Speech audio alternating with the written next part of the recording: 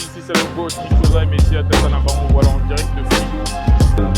C'est difficile de contenir le public. On a dû arrêter parce qu'il y avait trop d'artistes qui voulaient passer. Et avant, je voudrais vous présenter le légendaire Didier Bougui Glace au platine. Yabougi. Oui, Yabougi, c'est comment? Ça fait un moment là. Ouais, ça fait un moment.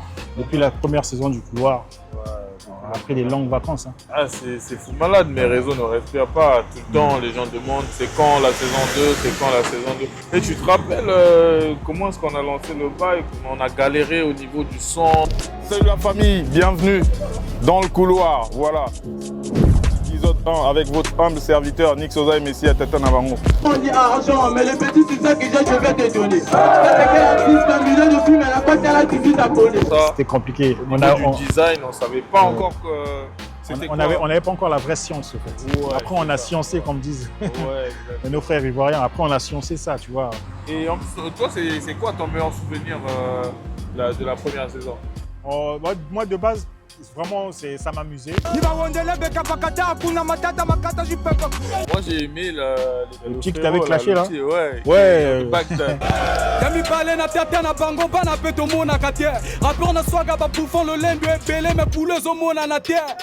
Bagdad. Il a des couilles. Ouais, franchement, il a les couronnes. Ça n'arrivera pas une deuxième fois. Ouais. C'était bien. Mais c'était bien, voilà. Faut fair play. C'est l'épisode qu'on a tourné à Filou, où le public était tellement chaud. La discipline pour tout le monde. Le commissariat a donné les ordres pour qu'on les respecte. On accélère, on avance. Bon, faut la couloir. Ah, bah, réalisateur va refilmer bien. À un moment même, je pense que la lumière a failli tomber. Donc tu te rappelles l'épisode qu'on a tourné, je ne sais plus c'était quel épisode, mais on avait tourné à Ngamakoso et tout ça. Ouais, c'était un Ngamakoso. À la fin, il y a eu une baston et tout ça, des hommes et tout. Bon, là maintenant c'est bien parce que la DGSP a mis de l'ordre et tout ça. Et les MC qui voulaient apparaître dans tous les épisodes. Alors, on avait un qui était passé, je crois, dans 3. Ouais, enfin, on l'avait détecté 2 fois en fait. Ouais.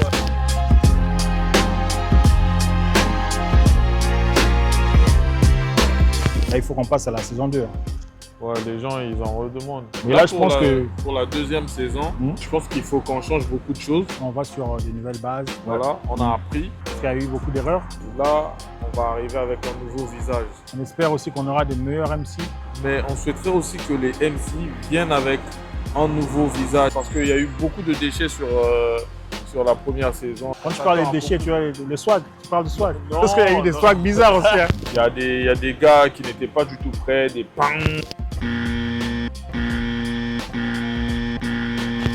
Tu sais, Jess Kaiden. Ouais, il y a des gens qu'on était obligés de censurer. Et puis les trucs Toko Banana A, Toko Sugana Z là.